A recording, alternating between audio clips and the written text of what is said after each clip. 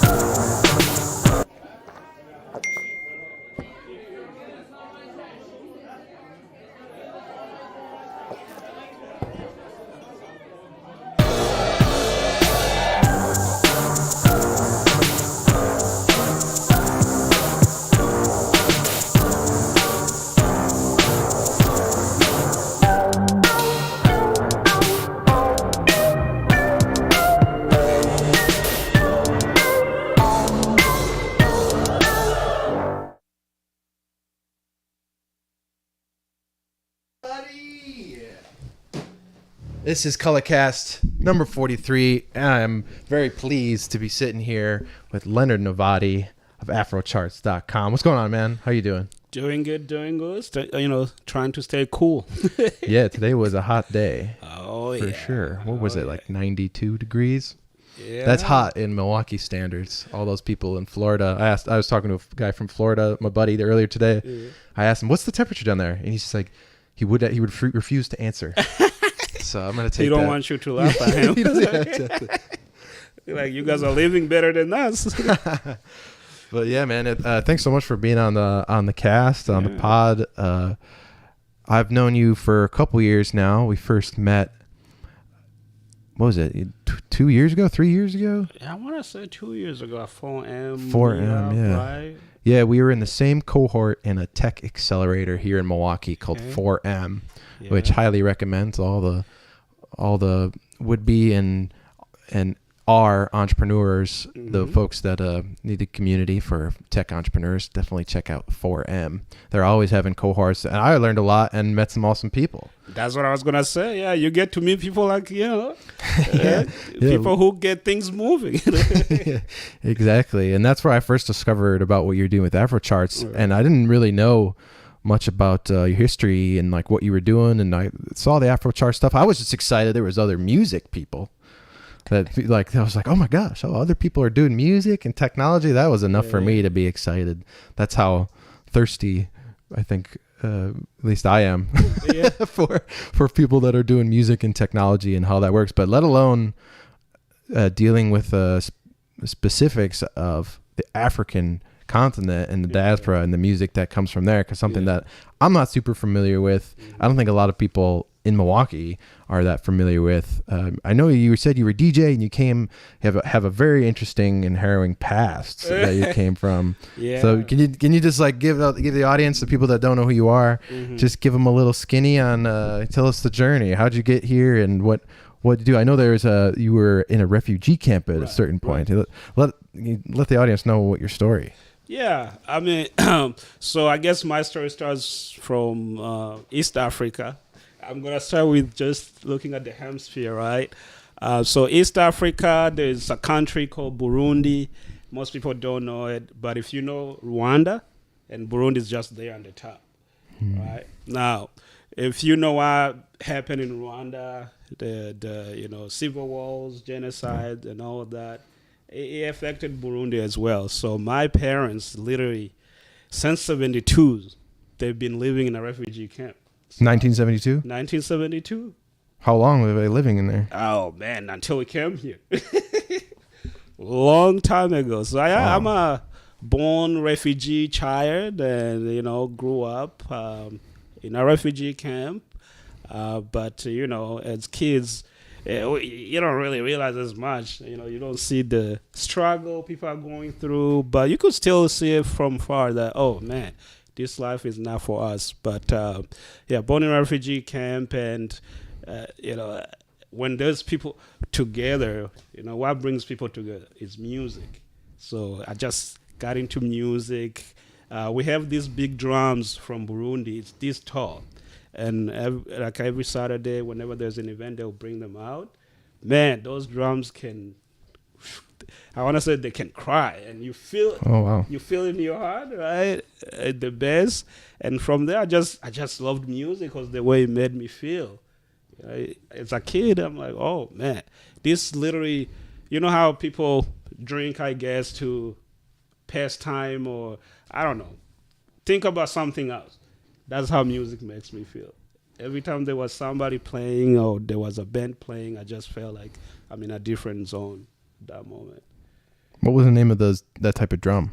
So the name is really like the kingdom drums. They say it's the drums they used to play when they're celebrating at the kingdom, because back then the whole African continent pretty much have kingdoms, in different parts, and each kingdom celebrate their own ways. So the Burundian one, they had these big drums where they would celebrate, and they also said they use them to kind of scare off the enemy because they're so loud. They also use them to communicate. So for now, we just call them the king's drums. Yeah. And so, okay, so how you were born in the refugee camp? What is that like? Because I think people might think of like apartheid South Africa slums or something, or they think of like favelas in Brazil, or what was like the conditions, or what was it like? Like, was there shops and stores and commerce and people, or like how does that work as a refugee camp? I'm sure there's lots of different kinds all over the world, but what was the kind that you grew up in? Yeah, like the one I grew up in, it was a little better than what my parents grew up in. But the one I grew up in, obviously, UN, which is US, is the one who usually puts in money. So, and they're all about human rights. So that means you must have everything you need. So we had running water. They somehow were able to bring water from the river all the way to different sections where people can go and then get the water and take them to their house. We had a hospital as well. Not fancy, but it's doable for the condition we were in. Hey, And we had that's a win. shops. Yeah, that's the beauty of people. Like wherever they are, they figure a way to make life from whatever is going on. So we had shops. People were selling things they farm and things like that. So you mentioned that you were raised in a different refugee camp than your parents. Mm-hmm. So you're Burundian. Is that not just a nationality? Was that also like an ethnic group? And because you mentioned about like the Kingdom of Burundi and stuff, is that like a different ethnic group as opposed to the Rwandans or opposed to some other East African kingdoms or what? Yeah, so I guess I should have mentioned the camp was in Tanzania. So usually when there's a war in your country, you flee, and usually you flee to another country, a neighboring country. So the camp was in Tanzania. I'm there, but I'm 100% Burundian because I'm in a refugee camp. At that moment, UN owns that place. And wherever you come from, that place is where you know, that's who you're known as.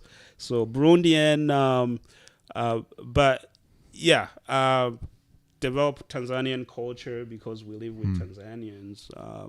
We interact with them, speak Swahili, all that stuff. But Burundian is really just you call a person from Burundi Burundian. Each African country usually have tons of ethnic groups, but in Burundi we don't really have much because it's a small country. Yeah, on a map I remember seeing it's quite small. Like, is it smaller than Rwanda, or is it a similar size? Or I want to say it's similar. I think last time I checked, somebody said Burundi is either the second to Italy in being the smallest. Is it Vatican or something like that? So it's really tiny, but it may be almost the same size as Rwanda. but it seems like the nation has enough uniqueness that it was its own. So like, is that what was going on? Like, why did you guys have to flee? And well, I guess before that, your parents were in a camp. Was that in Tanzania as well? In Tanzania. Okay, yeah. but just different one. Like Different one. Okay. So yeah, here what happened in 1972, after almost every African country gained independence, right? You know, they fought the common enemy. That's what they call them, the colonizer, whatever. And then now people have independence, but hey, when somebody has been governing you for these years and now they just decide to leave, guess what? People have to fight to their later. And that's what happened. Civil wars erupted and people just fighting nonstop. And usually when that happens, young kids, women suffers more. So that's why you have to flee. And that's why my grandma, grandpa, they flee to Tanzania. I think mom was like 2 years old and my dad was 5 years old. Oh, wow. So they went to like a different part of Tanzania. Have you ever been back to Burundi or Tanzania like since you came? Like, when's the last time that you were there? Yeah, last time 2017. But before that, so once they had me, they came back to Burundi in 1990. I want to say 93, 94. Thinking things are getting better, and then 94, 95, same thing started again. So now we had to flee to different part of Tanzania. Yeah, I think the first time I ever got exposed to that, well, you mentioned Rwanda. There's a movie, right? And I know there was a military, it was Hotel Rwanda, I think was the movie. Oh yeah, that is what's called. Yep, Hotel Rwanda. Yeah, and I remember seeing just parts of it, but I remember like my dad was watching it and he was just, it's a very, very like just disturbing. Yeah. Very disturbing movie of it was going on there. And it's, Civil War seems like that, obviously there's so many young nations in Africa in general. And it's interesting that you mentioned that about, once you gain independence from a common enemy, then all of a sudden your brothers and your neighbors, and all of a sudden they, once there's a vacuum of power or there's no stable government, all of a sudden they start turning on each other. I mean, I know that's the history of the country that my parents or their families fled from in Ireland. Like that's only 100 years old, and same thing happened. They fight against the British, and then as soon as they gain this independence, where one side said no, we needed to get this land, and they're like, no, we're good enough with just this land, let's have peace. And then all of a sudden now the brothers are literally turning on each other, and now they're fighting. Power is something, man. Yeah. Power. Oof. Yeah. So what year were you born there, and when did you leave? Would you end up leaving, and how did that work? Like, yeah. So for me, being here in the U.S. actually it's luck. It's something that we did not plan. Literally, I mean, to come here, you have to have money. So if you see an African living here, they're loaded. Yeah, all the Nigerian millionaires here. Yeah. They're loaded. Fastest growing millionaire class in America right now is Nigerians. They got the knowledge, you know. They're go-getters. That's why I like to call them. Nigerians are go-getters. But what happened is, so 2000, I want to say 5-ish. We start having, peace in Burundi, kind of. And so the Tanzanian government is like, well, now there's peace in Burundi. I want all the refugees to go back because the land is, UN was kind of renting the land where we were living in. So they want it back. And then Burundi is like, well, I mean, these people have been gone since 1972. Where are we going to put them? We are so small. We are a small country. All the lands they owned before, somebody already have them. So what are we going to do? But anyways, what happened is U.S. is like, hey, we'll take them in. So we just started a process to come here. Obviously, they have to make sure you say who you are. Fled in 1972, so they were looking at the parents. We went through intense interviews, man. Wow. It was crazy. You could just have flown to Mexico and walked over the border. I mean, I don't know. No, I think, no. Because you have to have money to get. That's true. But that is true. Africans do go through down there and then come up, but you have to have money to make that trip. Yeah. You gotta pay some people to make it happen. I'm telling you, it's a whole business.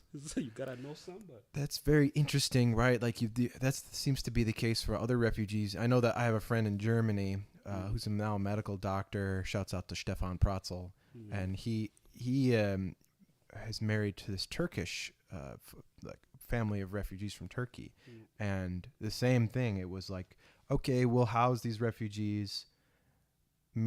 Fast forward 30 years later, all of a sudden everyone's like, well, they're now German, and they've been here for so long. Where are they going to go back? Like how can you undo that? You can't put you can't put it back in the toothpaste back in the in the tube. You know what I mean? Like you can't, once it's done, people are moved. How are you going to force them back? And like you mentioned, where and how and who's going to pay for it and all those questions. So that's very interesting. I think there's a lot of similarities in immigrants or refugees, no matter where they are. It just for somebody to be here, it was not an easy journey as most people think. What's the most common misconception or things people don't really understand about that journey that you think what do you think is like? I think most people think other immigrants who are here, they are uneducated. That is not true. So, like I said, most people who come here is because they have money, unless you're a refugee kid like me. But some people think we are lazy. But that's not true, because once I got here, I just looked at it like this. Education system is so beautiful. I'm like, damn, they have everything organized. You get to take whatever classes you want. So most immigrant kids, they just push themselves to be whatever they think they can be. So But yeah, most people they think, oh, these guys are lazy or they're coming to take our jobs, but really we're coming to even create more jobs, and then even help for some jobs that even the citizens or the locals are now I'm not even doing anymore. So what year did you come then? And so you had to go through this application process, and this was with your family. So this was Right. with your parents, also your grandparents too, or were they No, around? They're still in the other refugee camp. Oh, okay, they're at still that there. time, yeah. And so what year was that? Were you able to finally, like, what was that application? Did you just like fill out some paperwork and just, pray to God and just hope? You're like, how did that work? Yeah. And so what year was that? That was in 2005. I'm gonna say okay. They tricked us, right? So usually every year they'll come to do all these census, like how they come count people, how many kids were born. So they came in the same way, and I said they, literally UN employees, and then they're here they're asking all these weird questions. Where were you born? When was the last time the first time you fled your country and all that? And then all of a sudden we hear an announcement, oh, US is looking to take people to America. And then that's when everything started. Go through the interview process. Oh, yes, They're asking your parents these hard questions. Where is your mother? Where is your cousin? Blah, blah, blah. And they ask the kids, is your mom lying? Yeah. So that was in 2007. That's when everything, were finalized and the process to come here started. So after you do the interview, now you have to go through medical. You gotta go through intense medical process just to make sure you're healthy and everything. They want people to come and work, man. Yeah. Well, you've definitely been doing that. That's for sure. Yeah. And so when, I guess we can. I just wanted to touch on one last thing. We about the music thing being there before we move on to like then what happened after when you came over and how you went into software and coding and things. So you mentioned about the King's drum, and was there other? You mentioned about seeing bands and things, and that really was not. I think as a musician myself, I can empathize with that idea of music as this like transportation mechanism to like escape almost from your body, right, and like experience something greater, bigger, something that's deep inside us. And the drum, of course, is one of the things that is clearly super primal, maybe even like pre-language, pre-thought, pre-cognition, just this heartbeat, like that thing. What other like standout moments of like when you were, growing up in the camp in Tanzania with music, do you, like stands out to you? So we had a youth center. They built, like I think it was like 3 buildings, and there you could. They had a radio, you go to listen, and one time they started taking like young kids to go record. So when they would probably they would take them in another city to record if they thought you were good, and when they came back with CDs and they were playing it. We were like, they made it. Damn. Yeah, that was. That's gotta be so cool. Yeah, it was really amazing to hear. We used to hear them sing just freestyling, and now they have a CD and we can hear them on a local radio. Man, that was like music's powerful. And, wow. Yeah, and I just wanted to be part of it somehow. I just didn't know how, but I wanted to be part of that music community. Make me happy, make other people happy somehow. So what was that? So that was the feeling. How did you get involved in that? Was that, or were you just kind of like watching and like soaking it in and being like, like this is beautiful. This is something that's really touching me. Or were you active like when you were there? Like what? Yeah, unfortunately, I was not active, and I wish I did. Because I was still young, right? Maybe 10 years old or under. Yeah, right. So, it's you hard just to step up and be like, it's my turn. Leonard's turn to take the mic. Yeah. So it's always the older friends who's like, hey, I got this. But I was always in the background listening. Even that's how most young kids learn Swahili. actually, because we went to pretty much a Burundian school, Kirundi, French. That's what we were learning in school. So to speak Swahili, we listen to music of the local artists, singing, and then you pick up words here and there, and voila, you know how to speak Swahili. Wow. So do you speak French? What was it? Kirundi? Did you say? Kirundi, Kirundi? yeah. Kirundi for Burundi, yeah. And Swahili. So you speak all those languages? Yeah. Any other ones? English? French, English, of Obviously. course, which I actually started learning when I got here. Really? Yeah, we were in a French school. It's French only. Interesting. Yeah. Wow. That's a lot. Anything else? Yeah, I mean, I guess we'll talk about how I got here, and how I started to Programming languages don't count. Yeah, music and all that stuff. One thing I like to comment is, like, in the refugee camp, literally the only technology, the toughest technology I would say we had, a radio. So I didn't grow up with computers or anything, but I got here. You saw a radio and CDs, and that's some little magic discs that can blast the sound through in the sky through energy. Imagine, mind-blowing. man, as a kid, like, whoa, flat, and it spins, and then vocals come out. What is this? I mean, I felt the same thing. I as a kid, just putting the CD in, burning it.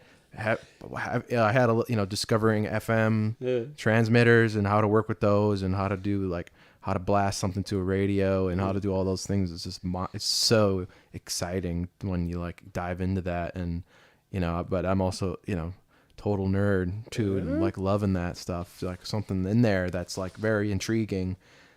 I've heard stories of that about radio makes sense, and you can blast radio pretty far. Right. And so did they have a little tower that was just for that was for everyone in the surrounding area or in the camp or Man, I'm gonna say big ups to you, and these guys have so much money. So what they did, they went to a local city, like a Tanzanian city, and they started a radio, and it was called, it still is called Radio Kwizera. It means radio of faith, pretty much. So the programmings were like a mix, Swahili, Tanzanian, and then Burundian. But the radio was there for the refugees, and they had a bunch of towers in different cities. Because in that area, we actually had, I want to say four refugee camps in different places. And then they had towers, in different areas. So if you have a radio, you just put on FM, and then you can get that radio station. And it was run by locals, and were DJing or that were talking, or right? Is that what you're saying? It was like a community run. It was like a church run, probably supported faith, by UN. The Catholic Church brought the radio, and then it was run by locals. Sometimes DJs from the refugees will go there. So that was another amazing thing. Like, wait a minute, I know this person. A little starstruck when we're walking down. Yeah. Crazy. Wow. So that's really interesting. And so then fast forward 2005, we said 2007. I'm assuming you hopped on a plane. First time. Right? Scary. Yeah. Like, what do you mean? We're going to go inside the belly and then we fly? Yeah. So how was that process? And where did you land? How did you even know where to go? How did that work? Yeah, I mean, UN had everything, the whole process mapped out. Wow. I think this was not the first time they do it. Right. So from the refugee camp, you hop on the bus, and then, you do your final doctor checkups. Another bus takes you to the, a small airport. Probably they created themselves as well to transport things back and forth. Small airplane took us to Nairobi, Kenya. Okay, that's where the international flights usually leave and come through. And then from there to London to New York to Chicago, and then Chicago to Wisconsin, Milwaukee. Wow. So why Milwaukee? Was it just we got some space, or how did that decide? Did you guys have any say at all? No say. Yeah. No say. So what happens is, I love how the U.S. system works. The government, it doesn't own anything. It contracts. So what he did, he contract with these organizations that bring immigrants, which mostly are churches. So there's one called Catholic Charity. I think it was on the north side. So those are the ones, I think they were dividing people up, and then somehow we ended up into Wisconsin. I remember the only thing that because there was a time they came and they announced, all right, everybody, this is where you're going. So they'll call your name. Wow. So and so, you're going to Arizona. Be like, yeah, you don't know anything about Arizona. So and so, you're going to Texas. And then it was our turn. They're like, you guys are going to Wisconsin. And I remember they told us, don't worry. They have a lot of cheese and milk and cows. I'm like, all right, we're gonna drink milk. But I didn't know it was this cold. Yeah, right. Yeah, that's gotta be wild. So in Milwaukee, land in Milwaukee, don't speak any English. Right. I mean, I know that there's French immersion schools and stuff. Like I grew up and there was a couple people that would try to teach French immersion to American students and stuff. Like, so how old? First of all, how old were you when that happened? I guess, and then what was the first move? Like, how did the next few years happen there? Like, what were you able to do? How did you find a place to stay? Was that also UN helping with all those stuff too? Yeah. Like, So the church organization that brings. So they just kind of handed it off to them. Yeah. It was like, all right. Yep. Wow. So like from Nairobi, pretty much all these airplane trips, we had a chaperone. Okay. Who made sure we got all the way to Wisconsin, and then from there our case manager took over. Okay. Drove us, to the house. And they went, wow, this is where you guys gonna stay. Wow. We'd be like, wow, this is awesome. So where was the house in Milwaukee? Was it like? So first place we lived was on Forest Avenue and 65. So it's up north. I don't know if you've been there, but yeah, up north by, I think it's between, I want to say Silver Spring. What is the other road? Maybe Miller Road? Okay. Yeah. Okay, so yeah, I think I know where. Forest Home. I grew up on the North Shore, so I guess you just go straight west, right? Is that what you're saying? A little bit west. Yeah, not Forest Home, because that one is on the south side. This one is literally forest, like the flower. Right. Yeah. Let me see. Yeah. Like north of Wauwatosa, or like is it north? But not too far north. Not even by the airport yet. You're not there yet. So think of 6th Street. Yeah. Right? And then if you were to go that way, before you reach Mill Road, and then you'll see Forest Road or Avenue. Okay. Forest Avenue.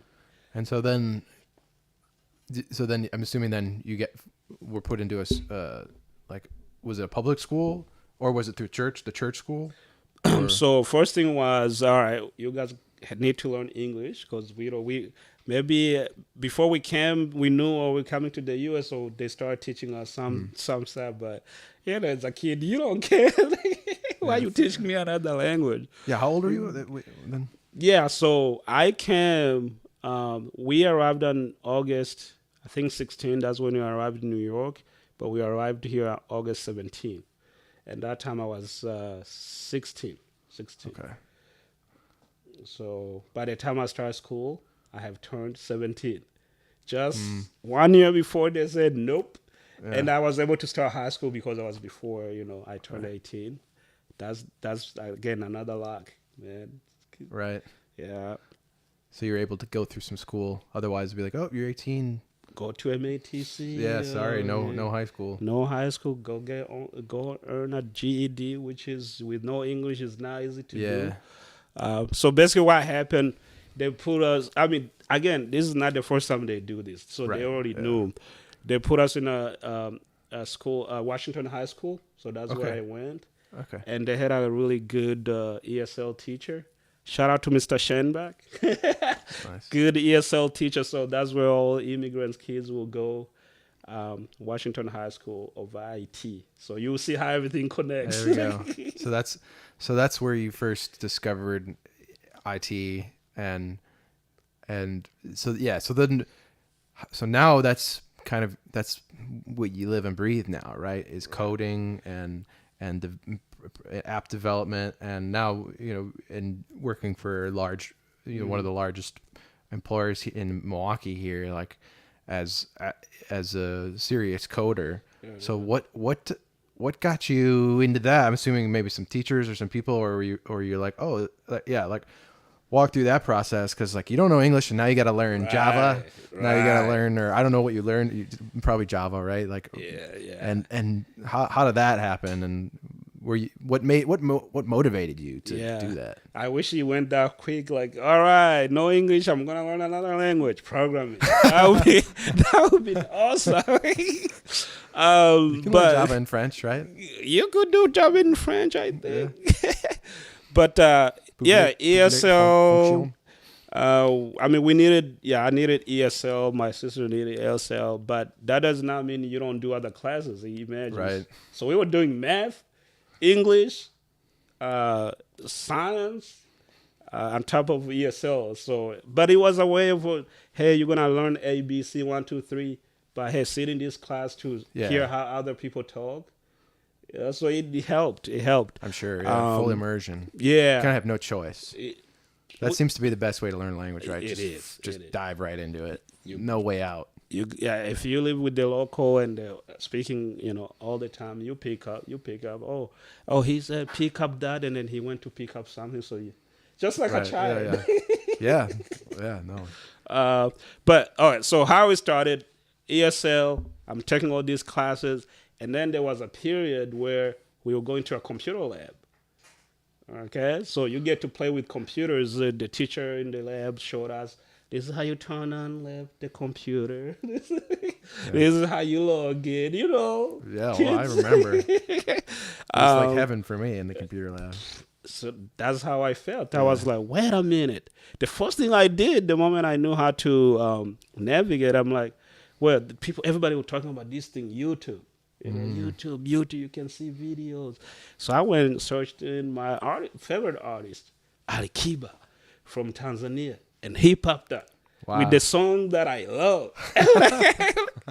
I'm like, what? How is this little thing can connect me all the way back home? Wow. Just like that. So that was like, I got to figure, because like you mentioned how, once you see how things work, you want to know how can you make it work yourself. And that's how I always wanted to know how things work. Like I remember in the refugee camp with the radio, I opened it up. Yeah, there you go. I was going to ask. It doesn't just come out of nowhere usually. Right. Yeah, you do that when at an early age, break it down. Broke that radio, never put it back on. That's what I did too. Yep. Open up some shit and be like, oh, yeah, I don't really know how. I probably should have paid attention. Like, shoot, where does this go? But that's how it was. I just curious.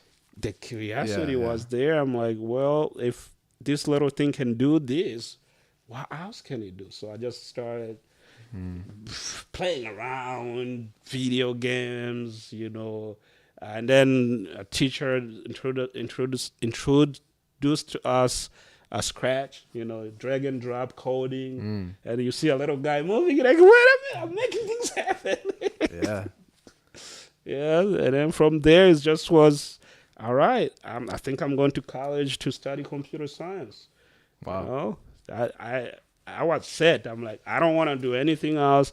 So I don't know if you ever heard of it. For immigrants' kids, their parents expect you to be one of the three things: a doctor, a lawyer, or what is that? An engineer. Right. Unless it's those two, don't even bother. But I guess computer. That's kind of engineer. Yeah. Software engineer. Yeah, but I was said, even if my parents said no, I couldn't help computers, that's nothing. What is that? Yeah, and one thing that helped really, like the school had a program where you can take a computer home. So we had those big Mac with that big, stomach in the back. What, like the 2E, the Apple 2E? I think it was older than that. No, it was those glassy one. and they had like colors, purple. Oh, the pink, EMAC. The EMAC. Yeah. Yeah, those EMACs were wild. Yeah, I could. Yeah, my parents had to kick me out. Like, go to sleep. That's like, I took that thing home, play with it. Yeah, I bet. After school, that's where I would go. I had this thing work. What else can I We do? need internet. We got internet quick. Yeah, I forced them to get internet dial up. Can you imagine 2007? I think 8. Some people still had dial. Yeah, was it dial-up or DSL that you do? Or was it? I think we couldn't afford this. Yeah, you can still dial up. There was a lot of free dial-up. Yep. Yeah, you can still dial up now, technically. Oh, yeah, you can. If you want, but not a lot. Probably faster now, though, right? It's a little bit, yeah. I mean, all your modem and stuff, but because I remember really early, I had a 28.8K modem, and then I remember finding a 56K modem, and my dad had this big bucket of computer parts and trash where he worked. They would just get new parts and they would throw out old parts, and so he would just bring the buckets home and be like, "Here." Wow. And so then I was able to break, tear things apart, not put them together, open up a power supply, plug it in, accidentally touch it. Oh no. Get electrocuted. Not too bad, but Yeah. but that's what happened. You learn, you got to learn somehow. Now you know not to touch Yeah. them. That was just stupid. Yeah. But that's what happens. But yeah, I wouldn't recommend it to people. So then you fell in love with the computer, found it. I mean, I would imagine you probably show your parents a little bit about it. How, because you never had anything like that, right? You just had radio. Radio and that little digital watch. The Okay. pop, pop, pop. And so then what did they think of the computer when you brought it home? Like, obviously they're like, clearly Leonard loves this computer, but like, why, what made, like, what was their reaction when you like were really on it? And what made them like kind of come around maybe to be like, okay, maybe we'll support him. Yeah. I think my parents are a little different than most African parents. When it comes to education, they don't play. They want you to do you. When it comes to education, so I explained to them like, this is what I got from school. It connects you to the internet. Simple things, and then I just want to learn like what it does. And I think one of the benefits of being a guy or a boy in the house, you get to do whatever you want. Right? We have a lot of free times compared to, I had a lot of free time compared to my sisters. How many sisters? Yeah, I got 8 sisters. 8. 8. How missed that? I would say. They you all came over at the same time? We came when we were like 6 sisters. Okay, so like came in two groups of, No, all together. So 2 were born here. Oh, they're American. Man, you cannot. They touch must have their they must have a chip on their shoulder. Yeah. Ooh, you Africans. That's funny. But yeah, 8 sisters. Wow. The only boy and the first one. So okay. I got a lot. So of you're in free charge. time. Yeah. Wow. Well, you must have you must they must all look up to you, I'm sure, right? Man, the pressure. Yeah, I bet. The pressure of finishing school on time, getting good grades, because the African parents, they will check your report. They were like, how are you doing? Because they want to know. No joke. No, yeah. We didn't come all this way. You just screw this up. Exactly. Yeah. And even us, we knew, like, they didn't have to say, yes, let's go to the U.S., but they came so it could be something. Yeah, of course. Right? And it felt like we owe them that. We have to show them that, yes, we can do it. So being the firstborn, the pressure was on. And so it's your mom, your dad, and then 8 sisters. 6 sisters at that time. Okay. And then they kept going. Yeah. They were like, maybe we'll get another son. That's what I'm thinking. Man. I was like, look, man. It's worth a shot. Yeah. And wow. Okay. So that's a lot. I mean, I thought I had a big family. I'm one of 6. Okay. So close. Yeah. My mom was one of 17. Oh. My dad was one of 9. So that it's decreasing. So what do you think? Oof, 4? I mean, I'm behind. I'm behind. Yeah, 4 is probably more likely. See, You want 2, to balance it out. Two boys, 2 girls. That'd be ideal. But obviously, you're gonna end up like somebody. yeah. I mean, we'll see. We'll see how it goes. We got to get this podcast to take off first. So, Yeah. But yeah, I think that's amazing. I bet that really motivates you in a lot of ways. A lot of responsibility, like you said, a lot of pressure to be, especially the firstborn son. I'm sure. I guess that gets you a lot closer with your dad, probably, though, right? Being the only guy, or no?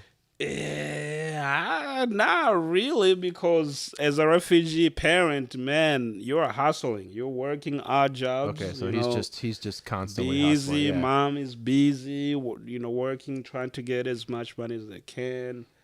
I guess 8 people they got a team. Yeah. When you have that big family. But they never complained, and Of course, and I was gonna ask you. So you got 6 siblings or 5? 5, yeah. But when somebody's missing, you notice, right? Yeah, it's always like, where's? Yeah, exactly. Oh, she said she couldn't make it. Like, oh, really? Yeah. Where's she doing? She couldn't make it to the family thing. She's too good for us. Yeah, that's it. So even though we are like 9 kids, when somebody's missing, they say we're eating dinner and somebody's not, it's like somebody's missing. You just know. So the numbers sounds like a lot, but when people are sitting there, it's just a big happy family. Yeah, that's great. That's beautiful. So you decide, you get this computer, kind of show your parents, hey, this is something, this is the way to go. I'm sure they, hear about obviously the internet, and still the .com boom's going and came and went. Like Web 2 is starting to come out, the Web 2.0 type thing is starting to pop out. Everyone knows Google, everyone knows Amazon, everyone knows Microsoft. Coding and the Revenge of the Nerds has been around for a while, right? So I'm sure in culture, it's been like, okay, yeah, it's just like an engineer.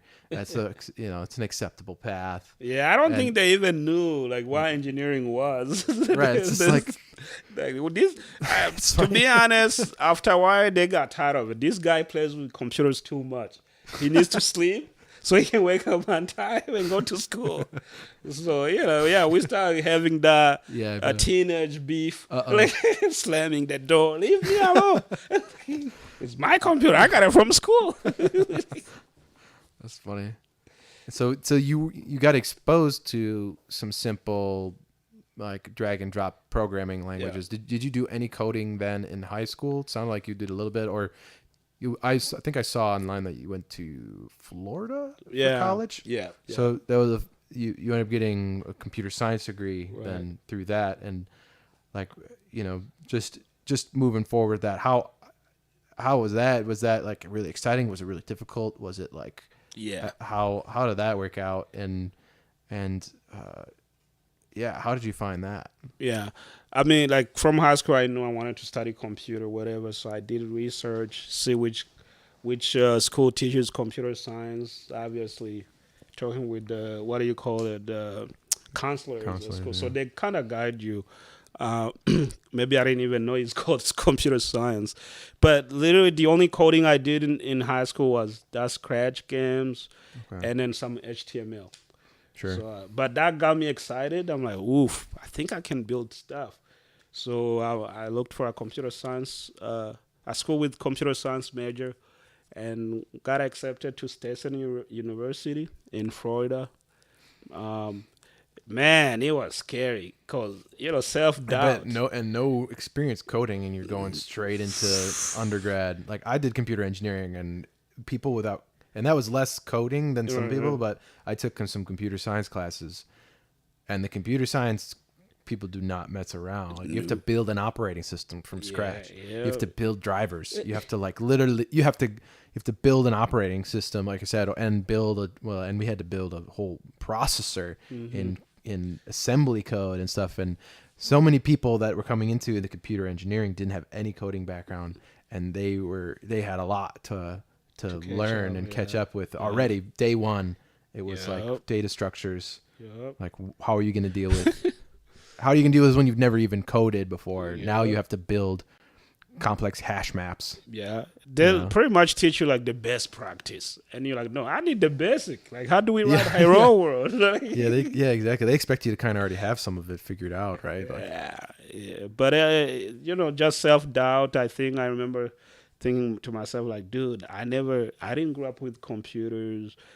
The kids I'm gonna meet, that they probably grew up with computers. They had computers in their house, played around as long as they wanted, and me, I'm going in.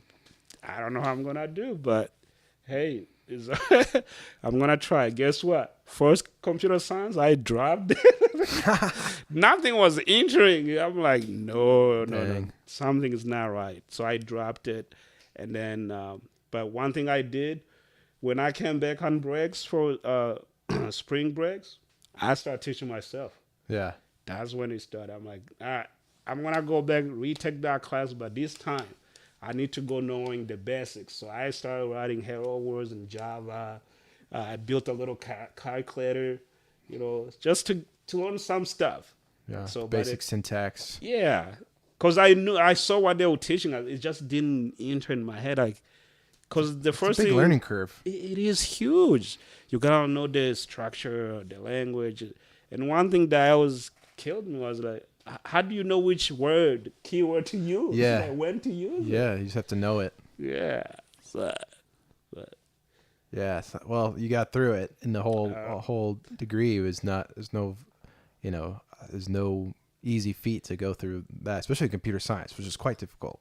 Yeah. And so then graduate. I'm sure your parents are quite proud. Very proud. Oh yeah. I can imagine the party, maybe. Yeah, we definitely had a party. We had a graduation. Some party. music, maybe. Oh yeah, you know who was the DJ? Can you imagine this guy DJ on his own party? That's how much I love music. Yeah. So you got that background. Now you're proficient in computer science and programming languages and stuff. Right. But you also have this DJ background, which kind of then converged into Afrocharts. Right. And so then, when did you start DJing? Was that in high school, or was that also with the computer, or how did that enter into your world? Yeah, in high school, I want to say I didn't really do much with music. It was more studies. Graduate on time and all that. But as I was getting to become a senior, I started experimenting with audio, because you love music, I love music. I'm like, what? I want to know how they're making this stuff. Right. So I just started buying equipment, build a home studio, start making beats on my own, try to sing, sound like a goat. So I'm like, I cannot sing. I got some CDs somewhere. I hope my kids don't steal. You're gonna upload it to Afrocharts. Oh man. So to be honest, I did whatever I could. Yeah. Like junior, senior year, I did whatever I could to get into the music industry, but I just recorded a bunch of local artists, like African artists, create a lot of beats, and tried to sing. Found I couldn't sing, so you were you're in junior and senior in high school or college? High school. You were recording other African artists already. Yeah. So that you were like, I love this computer, and now all of a sudden I have the ability to do all this type of stuff. Right. Wow.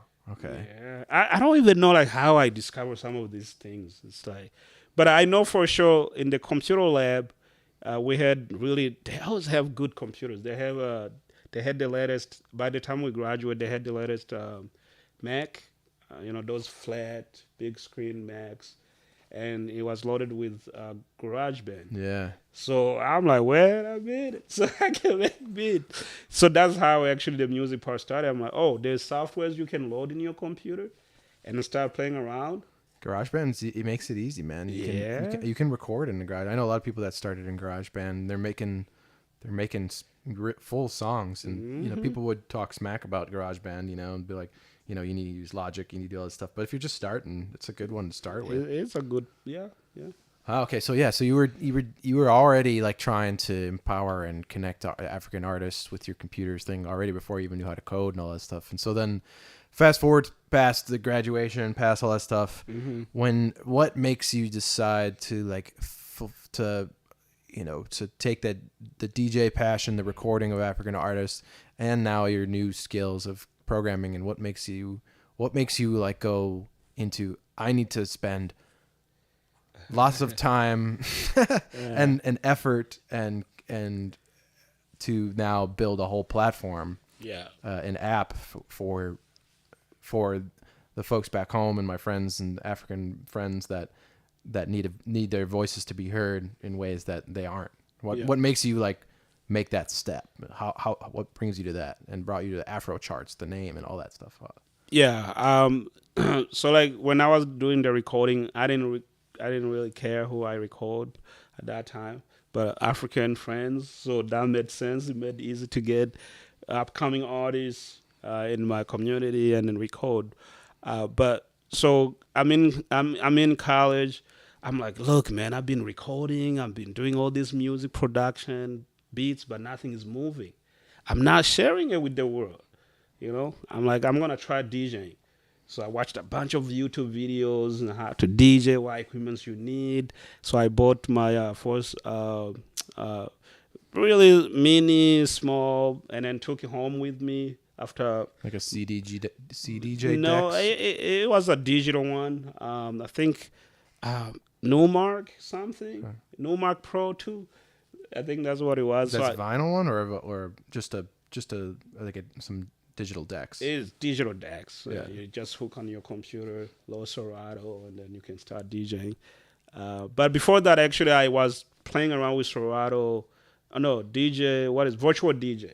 Okay. Manually, without any deck, and made some good mixes as a way to learn. And then I'm like, I think I need a mixer. So I bought that mixer. That was spring of I think 2012, like January 2012, when we came back on break. I just started playing around with DJing, blah blah blah. Bought a mixer. When I went back to school in Florida, went with my mixer. All right, so that meant every party that happened on campus, all these sororities, I was playing for free as a way to all the sororities, sororities, frats. Okay. And I even joined like a school student work, whatever thing that focuses on audio. So that got me into like, I can bring my mixer out and play around. Nice. As we provide live audio to whatever events that was happening. So that's how I started picking up DJ Leo. Everywhere there's an event, they see me. Okay, I'm playing. Now we're playing at night, It's just like, this is good. I can share the music with the world. I love it. But as a DJ, you know what that means. People give you demos. Can you play my music? And again, because most of my friends are Africans, they're sending me their stuff. I'm like, I cannot play this here anywhere.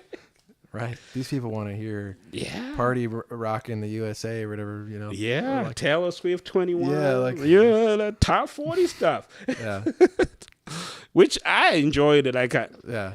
For a while, I was listening to top 40 as a DJ. You have to be up to. Yeah. 100.7. So I enjoyed it. It's just that getting all these demos and me trying to stay connected with my African roots through music. Spotify was you can only find whatever you can find there. YouTube was the best place to go, but then, data, you gotta deal with your phone dying if you use it too much. What did you say the other day about Spotify, about how there's only like African music is just one playlist on Spotify, and that's the whole continent? Yeah, it's just one playlist. So I think they just started like, I want to say a few years ago, and it's not just Spotify. Apple does the same. So what they do, they have, even YouTube now, they have one playlist to represent the whole continent, right? And then when that happens, guess who's in there? Probably the guys who have connection to Sony's. Right.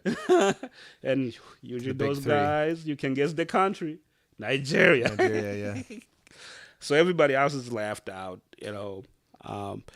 So the idea was I love DJing, but I think I can share the love of music even more and help artists at the same time. Because I cannot play all these demos every time I go out. Maybe if I built a platform to now either export music from their country and introduce people to new music from the African continent. So I just thought there's nothing else there. We started as a music blog where we get songs from artists. We uploaded, WordPress stuff, and then it's there. But then, that's time consuming because we're getting all these thousands of songs. Upload for me. So I'm like, thousands. That's crazy, man. Yeah, there's a lot of music coming out of there. So okay. So I think we have a little video of just what I think we have a little promotional graphic illustrated video of the basics of Afrocharts. So if we could play that. Spice up your music collection with Afrocharts and discover the coolest beats and colorful sounds of Africa. From Afro beats to Amapiano, Afrocharts offers a wide variety of genres. Browse music by country or let the app surprise you with new jams. Listen to your favorite tracks offline, anytime, anywhere.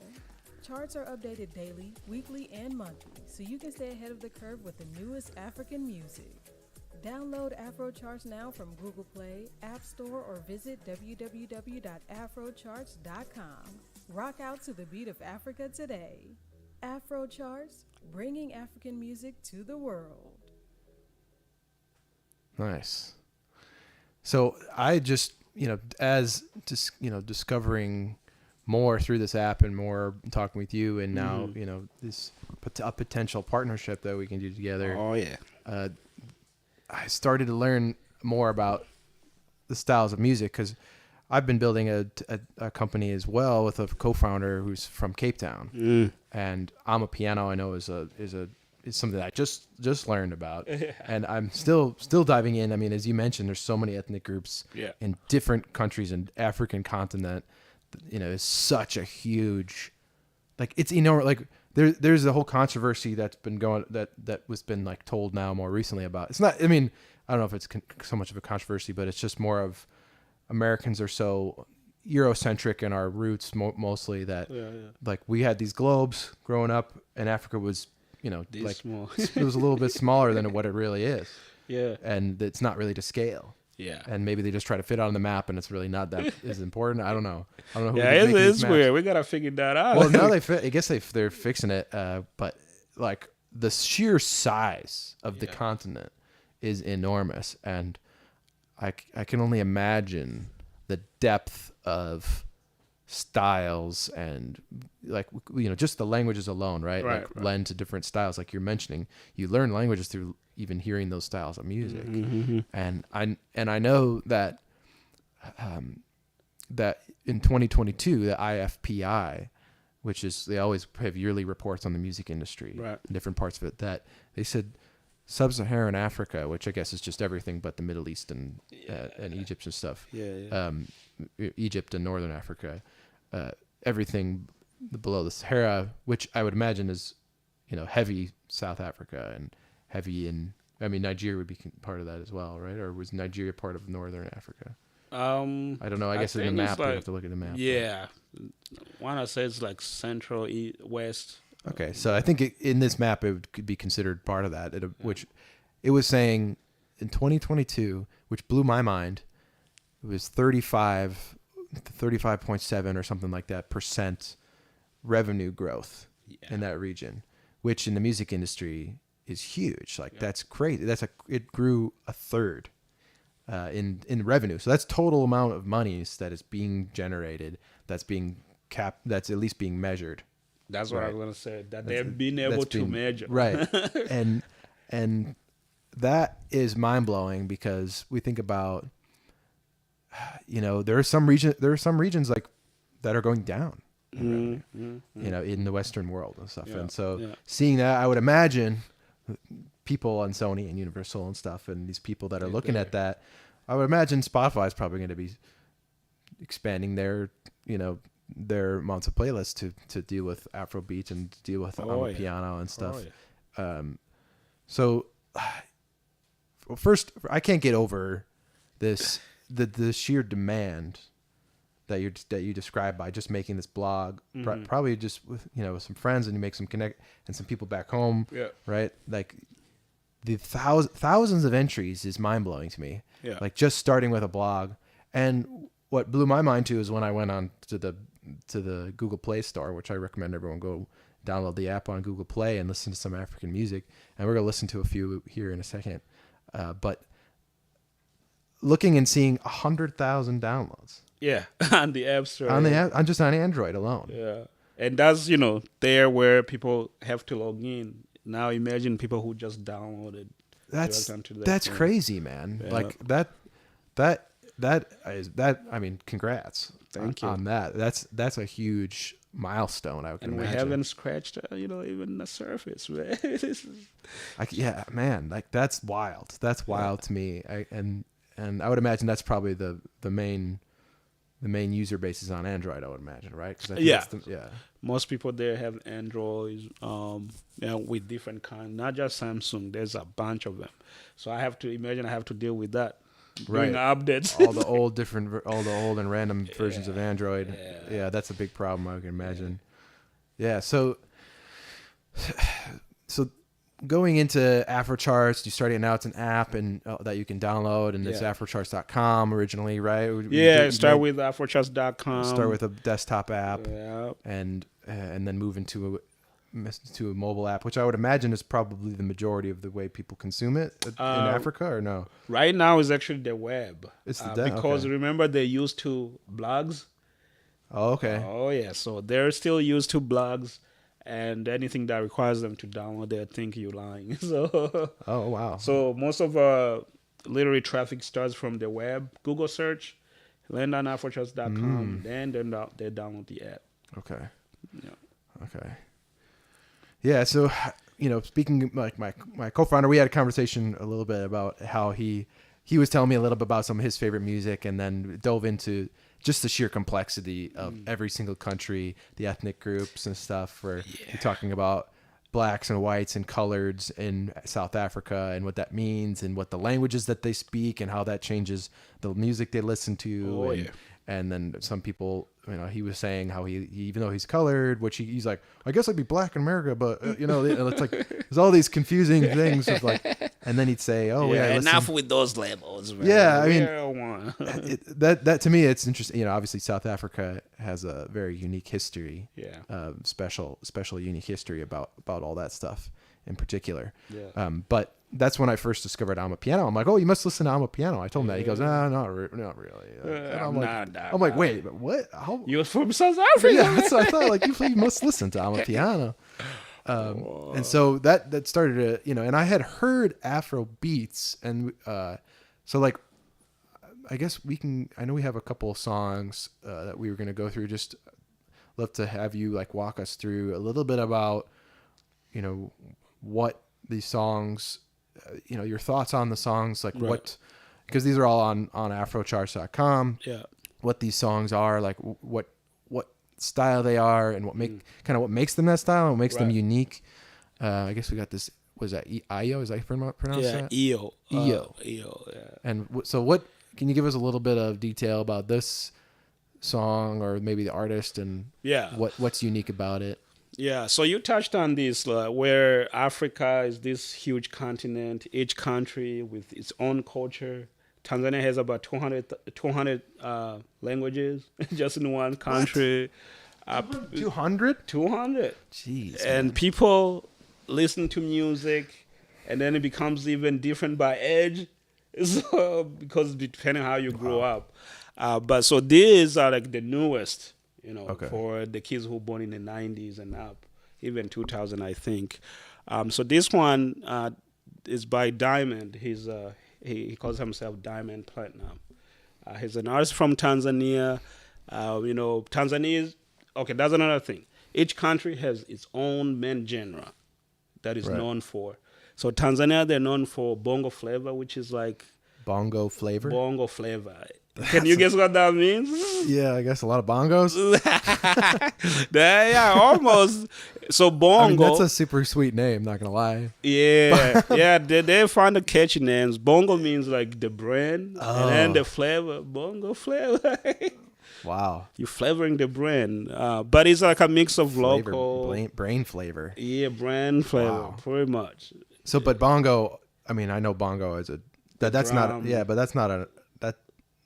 I don't know if that's an African drum. Is it? They say it is, and I always wonder like where the name came from. Maybe the guys in congas Tanzania. are definitely. Yeah. But yeah, bongo flavor is a mix of local and hip hop. So it's like US hip hop influenced. The flow is almost the same, but with the newest bongo flavor is like a pop, and every genre that comes through like from the international airwave like Afrobeats and piano, these guys always jump on it and create a mix of bongo flavor and whatever that genre is. Nice. So this is like a mixture of Afrobeats and this bongo one flavor? This one is bongo flavor mixed with amapiano. Oh, mix on. So he even featured like a South African, very famous South African artist. This is amapiano from Tanzania. Every country has their own amapiano, but the originality is South Africa for sure. All right, let's take a listen.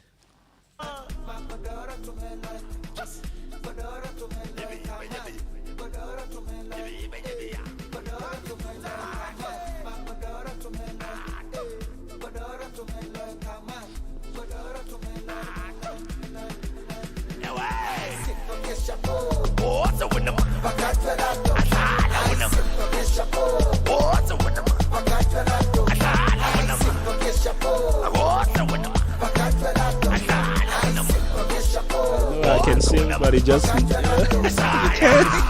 I can see the dance floor right now. yeah. So, wait, okay. So what makes that amapiano like? Right. What might is it the drum beat? The drum beat. If you can hear like far away, you hear some house, music in it. The big, bassy drum, and then the most popular instrument in amapiano, the shakers. Ah, okay. When you hear that, you just know. Okay, that's good to know. Yeah. So that like the build up is a little slower than like EDM, but it has a build up. Yeah, I was gonna say that's not like super fast, Yeah. but that's a head nod. Yeah. Yeah. And then once you hear the boom, boom, boom, boom, the heavy drum, and then those shekels. Okay. And then you hear some people screaming, yeah. I was gonna say, so was the featured artist in the back, like with the like? Yeah, that's a South African artist. Okay, yeah, vocalistic. That's intense. And you know how the South African languages are. Like the Zulu. Yeah. Warrior. Yeah, the warrior language. So you can hear that throughout. He's not here to mess around. No, we're here to party. Yep. The bongo flavor. Yep. Actually, that's what they're talking about. We are really? here to party, man. Wow. Yeah.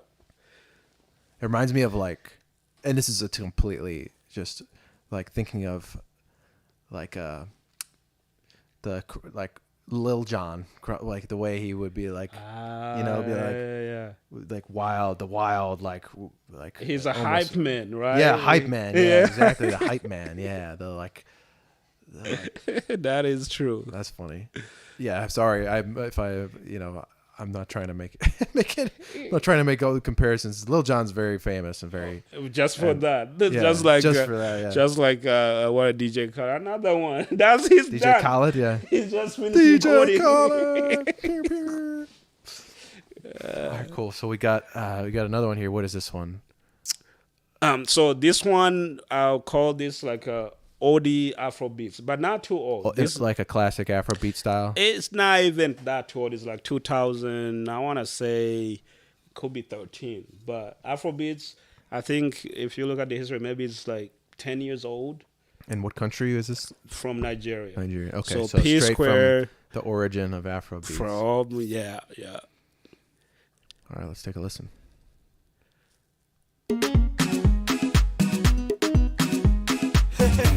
Now I'm giving my testimony. I'm killing the beat and I'm giving them heat.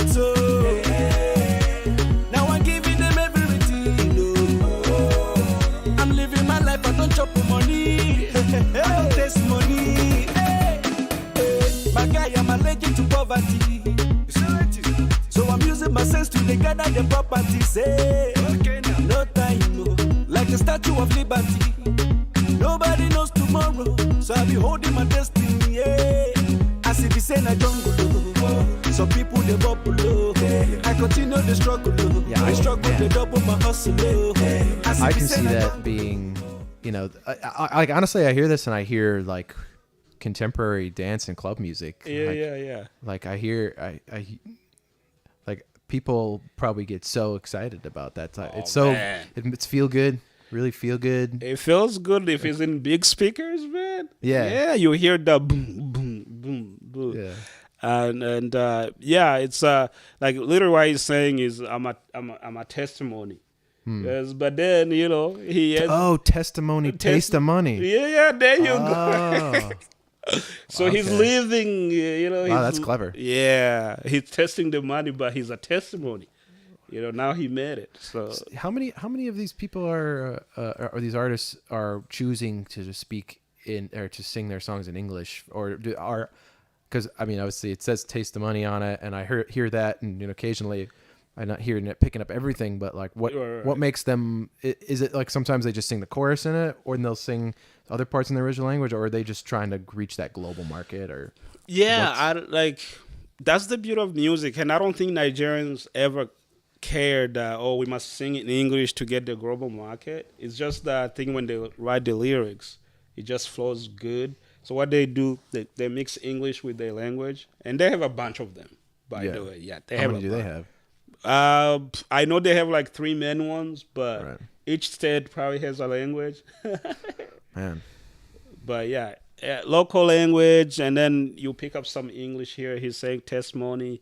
And then he mixes in with his own language, but the flow goes so well. Yeah, I mean, I was just like, I was hearing the guitar and the beat, and yeah. I was just thinking of a bunch of people. Yeah, again, people just dancing. I can understand why it's growing in such popularity. It's a danceable, yeah. But that's why we never win Grammys, because we create too many dance music. Well, who cares about the Grammys anyway? But okay, so we got one more, and what is this? What is this style? And what can you tell us about this one? What is this called? Maboko. Yeah, Maboko. So I did this on purpose, right? So you can see the different genres. Like I said, in each country they have a main genre that they focus on, and then all the artists there, they want to be part of that genre. And then it comes international, there's a few international genres. So the way the African music industry is or have grown since I came to aware, basically what happened is in the 90s, Congo was dominating in the music industry, right? I think before that, it was South Africa, right? But Congo was dominating when I was growing up, and they created a genre called Ndombolo. Or sakus. It's even South Americans, like they have I think they have a word for sakus, literally meaning where, shake your waist, whine your waist. So this Ndomboro is literally from Congo. It's very fast compared to Afrobeats, but that's why I was playing in the clubs like when I was growing up. Okay. Before Afrobeats. Oh, I'm a piano. So this is an oldie. It's like an old style, but they're calling it the Ndombolo. Like, okay, so that's the beauty of Congolese. They never like diverge from like a revival. Yeah, they're just like bringing in with new instruments, new artists, but the beat is the same. They still have that oldie style to it. All right, let's take a listen. Maboko. Ah, yeah. What does that say? That's my coding. You listen to a lot of songs. We gotta pay the musicians. What are you trying to say? All right, that's the whole point. Yeah. Is it gonna still do it? Yeah, it's probably gonna keep doing it. You have a back. I think I have a login, but we'll get into it. Yeah, man, I did it. I made it easy. Consider it 1,001 or 101,000. There we go. That's slow, but you know. Koningana tena monio. Nani yango? Jizo. Awilo longumba.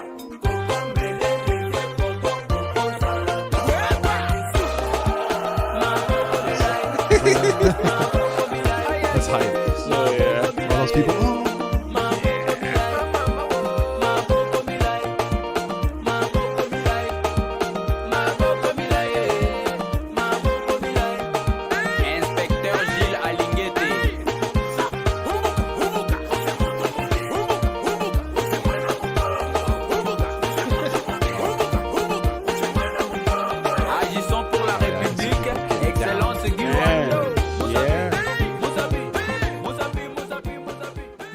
So this is like a traditionally from Congo, the style, or this genre is from Congo. They started, they still own it.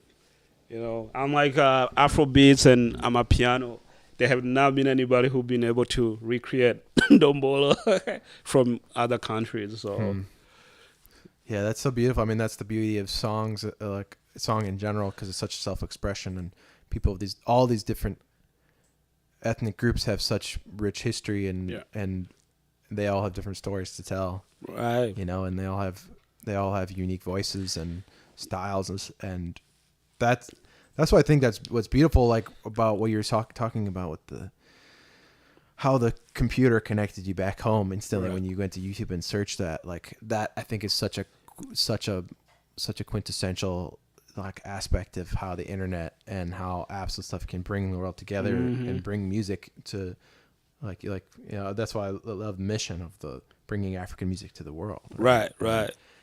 And so, I mean, and we've had some conversations about the struggles of just having a platform with all the different African nations, and like you're mentioning, some are in civil wars and stuff. Yeah. How can you really you know, if a person uploads their music, that could be a target, or there's no even ways to collect the monies, or they don't even have access to a bank or any of those types of things. Yeah. But I think we got a couple comments there. Is that what does this say? Creative Rat said, "Sup, Ian." Oh, what's up, Creative Rat? What's up, Steven? Yeah. So I guess kind of going into then, can you like tell a little bit about the kind of the difficulties of navigating all the different styles and all the different genres, and maybe some of the challenges or some of the practices, the music business or industry, that are the most like maybe shocking or perhaps some things that you just didn't really fully expect to encounter when it comes to the music industry throughout all, like now, you know, casting a wide net throughout all of Africa. Oh, pan it up. Then what, you know, is there a couple things that stick out to you as shocking, or maybe things that you want to see fixed, or things that you might be able to help with or something? Right. Yeah, I mean, from the listener side, like besides Nigeria, South Africa, Ghana, there's other countries who are literally just coming from the CD era. You know, I talked about CDs when I was still there. That we just got it. You guys had already CD for a while, but in 2007, I think we just got CDs, and now they're just starting to get away from that. So we get this because we're literally creating a new market. We're telling them, look, you can stream. You no longer have to have a radio, a boombox. You can stream with your phone. You already have a phone. And they're asking me, like, why would I use a phone to listen to music when I can just get a CD and put in my radio? I'm like, CD only has like 12 songs. The app has millions. Yeah. Do you understand? Like, the app has millions. And they're like, well, I just want to download it. Like, why do I need to stream? Like, you can download it. The space is limited. But with streaming, you get access to millions and millions of songs in just few searches. So that's something they don't understand. Like, why would I rather stream than download and put in my phone if I don't want to use CDs? So we had to educate the cloud. What's the cloud? Yeah, like no, like you can stream anytime you want. You just have to search for the song and create playlists, and you're good to go. You don't need to worry about storage being full. So that's one of the biggest challenges, educating people that there is streaming. This is how it works, because some people want to understand, how is music playing on my phone when I click a button. Like, you don't have to know that. Just know your music is here. So that's the first challenge, just educating the listener side, that, and then, you know, trying to get them to understand this is how you support your favorite artist. Right. Because they like, why do I gotta pay artists? They live all this crazy life, you know. It looks like music is paying them well, but we all know that's not the truth, you know. But so, oh, I know. And the artist, we still need to do some educating. What is streaming? I just want to get my music played on radio so I can get shows. I'm like, but your music can only be listened maybe in that city or even that town. But with streaming, people from another state, from another country, even in the U.S., will be able to hear it. You know, so that's something we had to explain. And then when it comes to money, that's just, most people don't have banks. So, yeah, I feel like I put on myself to figure out the music industry thing. Afrobeats is growing, and if we don't have those infrastructure in place, you know, what happened in the U.S. with the artists is going to happen the same in Africa, and everybody's going to start blaming the music industry. So just trying to build those infrastructure to make sure as these artists grow, the money comes back to them. And we have to get those things put in place. Yeah, and I guess that leads to kind of maybe the last point. This proposal that we've both put together for Project Catalyst on the Cardano blockchain. Yeah. Because part of what really excited me and kind of reach out to you about, like, hey, I think there's something here that we could work together on, because that's been such a big mission and focus of all the institutes, the founding bodies of this blockchain, Cardano blockchain. And they all have, like, I got into the space and hearing that the focus is to make sure, like you're saying, like, so that we don't do the same repeats of coming in, exploiting people, taking the autonomy away from musicians, that Africa might actually be a place where, like, just like Mexico and some other places, we're able to skip a bunch of things and go straight to cell phones to be able to communicate.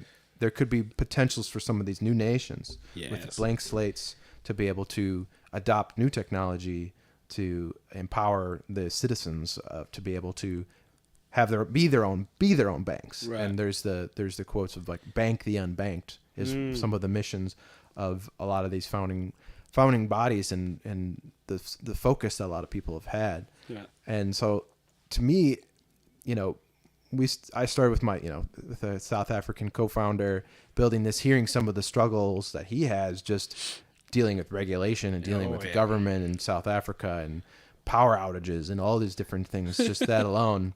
And then diving into the music industry and hearing some of the stories that you're able to explain about what, you know, encounters you've had with supposed regulators or people that's, you know, things that are happening in some of these countries and how it's already happening where these big major labels are coming in, or, you know, CCP members of China backed VC funds coming into Africa with Boomplay and other things that are trying to swallow up, do monopolistic practices, take things over, you know, unabashedly taking that, as opposed to focusing on the independent artists, building them up, being able to empower them with the tools to be able to sustain their own business as a musician, as opposed to giving it up to a label or, you know, being used for, you know, taking all their songs away from them. Buying them, saying that they're going to pay them. They buy them a car, but they're actually in debt for the car. Just happened. Warner Music did that in Tanzania with the Diamond guy. Really? They give him a roll. What is it? Roll? I can't even say the car because I never looked at it. I can't even afford it. Rolls Royce. Rolls Royce. There you go. They brought up a new one, and the next day they announced that he's part of them. Wow. I'm like, all right, man, I see. Yeah, that's a classic move. That in Chicago, they had a thing called Chess Records, a record label that would do that. They would sign some of the greatest blues artists that everyone knows, like, there was the guy that invented rock and roll, Chuck Berry. Mm-hmm. They had Willie Dixon and Little Walter and all these huge blues artists. They couldn't get Howlin' Wolf out. He's too wild. He didn't mess around. Yeah. But a lot of artists they'd be like, oh, I got this new car. Right. But what they don't really know is that actually that they just bought that car and put it as a liability against you, and now you have to pay that car off, and they own your music. Yeah. So what we've proposed to the Project Catalyst, which is a decentralized grant system that's built by some of the founding members of Cardano, and it's a really ambitious project to create a self-governed, decentralized grant system that is open source, that can be then expanded and reproduced in different communities. That's the purpose of it, and it's connected to the Cardano Treasury, which has lots of funds to distribute out, and it happens every quarter. So we've put in a proposal in order to build a Web3 portal to be able to utilize NFTs and membership and give some artists new streams of revenue, potential new streams of revenue, and like you mentioned, looking to the rest of the world to say who wants to come in here and not just download my music, but potentially support my music as a type, likened to like an investor, where one of the things that we're proposing to build is this ability for someone to buy a membership, through an NFT that gives them access to a share of the revenue that is generated on Afrocharts. Yeah. So, you could have someone who's really excited, or maybe some of these Nigerian millionaires here in America that could potentially purchase parts of the Afrocharts streaming share for their favorite artist, giving that artist some upfront money for cost of their funds, and they can sell it at whatever price is fair to them, and they can have the choice to do that, of course. Right. It's up to them. Yeah. It's up to them to decide how much they want to give and all that type of stuff. But it's just providing these artists new opportunities to create communities, and that's really what the Web3 space is about. Is how every artist is their own business now, and we need to empower them with the tools in order to manage the community around the artist, because it already happens, right? Like so many fans or people listen to their favorite artists, all this stuff. If they have the opportunity to, instead of downloading the album for X amount of dollars or whatever it is, they can take that and then become a member of that, where they can get exclusive contact with them. They can get certain membership roles in their club, or however the artists want to run that, because this is very successful in a lot of artists here in the States that have utilized this, but they've done this by hand and been able to create communities of collectors and investors and just listeners, or just supporters and fans that are willing to pay for this digital version of it that can then give them access to that artist to be able to communicate with them through this membership portal, this Web3 portal. So, I mean, it's something that I'm really excited about the potential for, to be able to test out some of these practices that have been utilized by a lot of artists. Like, I was just on a panel recently from a Chicago artist who did that. He manually, he would have people purchase these NFTs and then he would go manually and with a spreadsheet and pay out people who purchased percentages of this, and he was doing it, and he's got these investors that are paying good amounts of money for it, especially because it's in these certain types of currencies and cryptocurrencies that have a lot of upside potential long term. And so it's like, or you can just sell it now. But that's something that I'm really excited about, because it's a pretty modest proposal compared to some other proposals that are out there, and for the sheer number of potential folks that can benefit from this, and the number of artists that you already have, and how much traction you've already gotten of the grassroots independent support.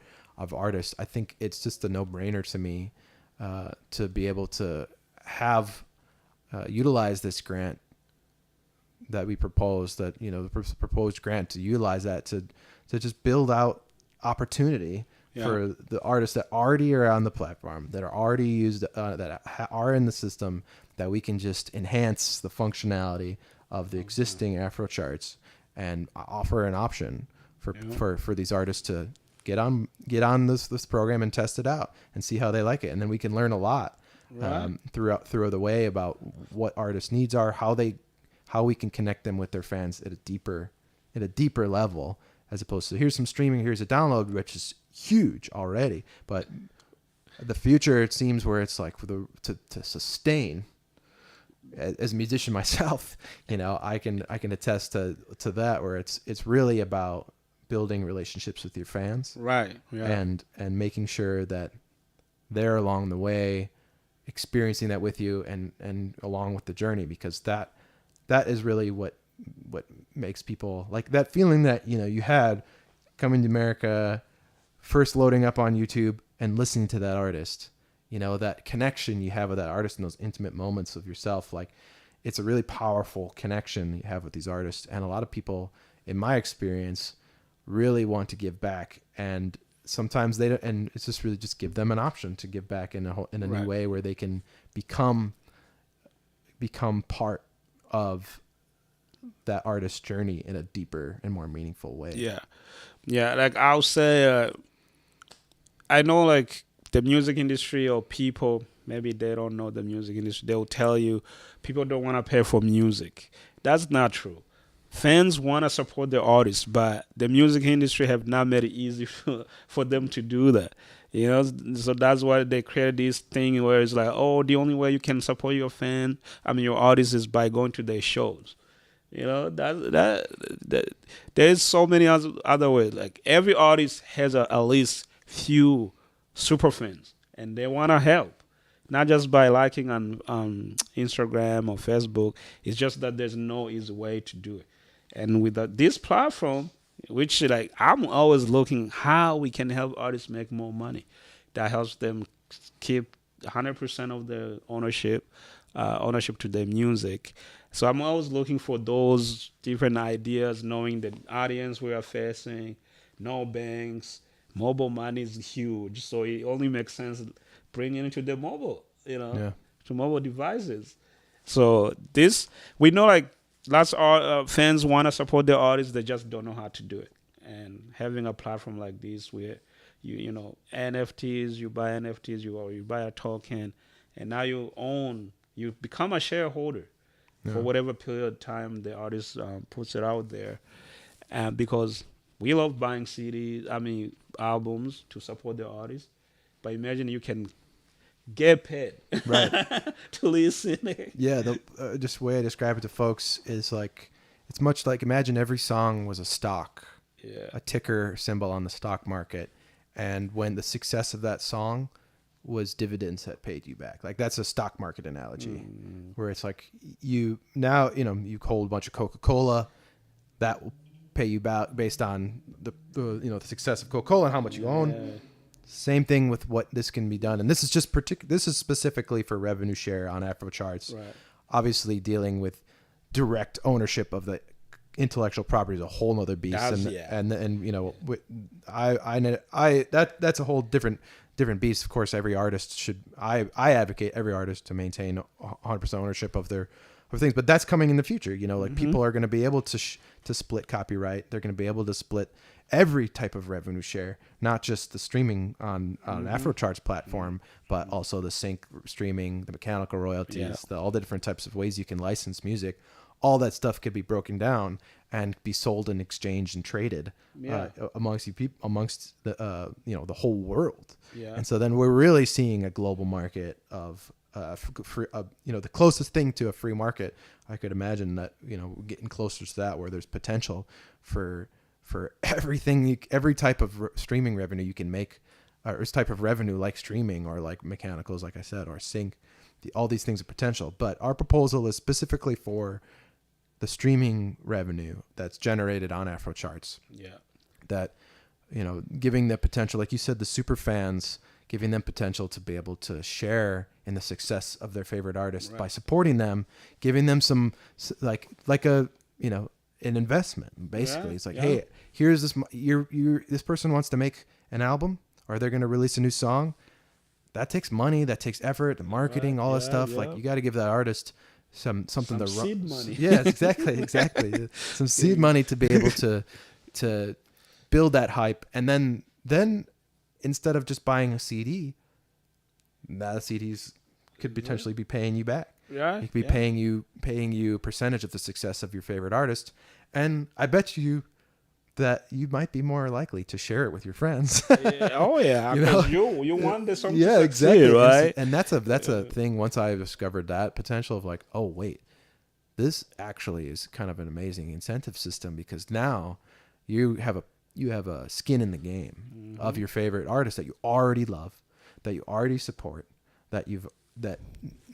instead of this amazing feeling of supporting the artist, maybe you get some merch and stuff, which is amazing, don't get me wrong, but what this type of portal and enhancement of Afrocharts that we could build, I think it really excites me to like think about how all these artists are going to use them, and what they'll come up with in ways to communicate, to interact with their fans, how they're going to build out better relationships, how they're going to be able to program in their own communities into these different tokens that can be programmed to do different things. And that's what's exciting me, because I don't know what people are going to do. I mean, we have this idea of, okay, there's revenue share, and you can have different roles for Discord, and you can have exclusive drops and stuff. But the way that the successful artists that utilize this program are going to be the folks that come up with really clever ways to ideas. It happens with a new product. You think you have it all nailed down, and you give it to the users like, you forgot this, it would be nice to have that. We even see that in Afrocharts. Idea, like, it would be nice if we can do that. Like, we don't have like a pre-release feature on Afrocharts, and artists are dying for it. Like, can I release music now and then just post it like next week? You gotta pay for that, but I don't want to charge you. But I think, like, I just talked to an artist who's like, hey, I'm releasing a new album. Do you get, can you pay me in advance? Can Afrocharts pay me in advance $1,600?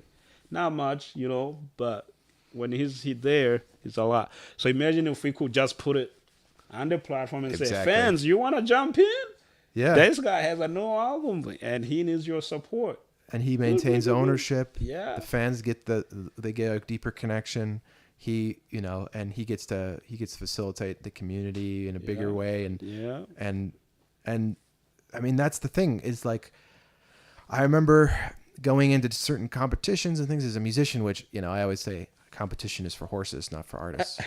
But like this idea of like getting money from some person that doesn't really care, that's not really in it, as opposed to just turning to your fans, the people who actually care, right, and having them support, like to your point, where just someone that's saying, hey, I need a little bit of the money to make this happen, streaming revenue for this. Like, I'd be willing to give, okay, let's see if we can sell 25% of my streaming revenue and see if we can raise that $1,600. Like, to me, that's super exciting, the potential of that. And I've already gotten Instagram messages from people just posting it, being like, how do I sign up for this thing? I'm like, well, we're just proposing this. It's not there. Like, so anyone here, who's listening, who is in the Cardano community or decides to vote, which there's not too many folks, but I know this is going on Twitter, and anyone who might be listening who is aware of Project Catalyst, or I think even just is aware of the Cardano blockchain in general, and has at least 500 ADA,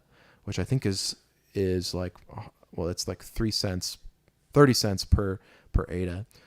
So if you have that much in a wallet, you can sign up and you can vote, and you actually get paid to vote.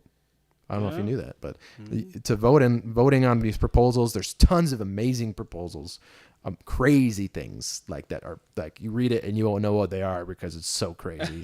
Like how deep complex, some of these blockchain like developers, and the scale of this decentralization, and the level of ambition that this government that they're trying to achieve with decentralized governance Yeah, yeah. is actually, it's super admirable, and it is one of the only things that gives me hope for the future, because once we have a thing like this platform where people can start doing this basic stuff with NFTs, then you can expand that, and you could say now fans who have these NFTs, now they can vote on certain things, Right. and then they can decide what to do this, and then all of a sudden now we're dealing with governance, and then artists can come together, create autonomous organizations together, and create their own labels.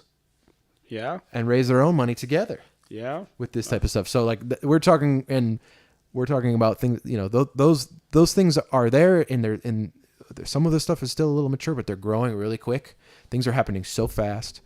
So anyone who is interested in, giving these, what is it? How many artists do you have on Afrocharts? We got 15,000. 15,000? Yeah.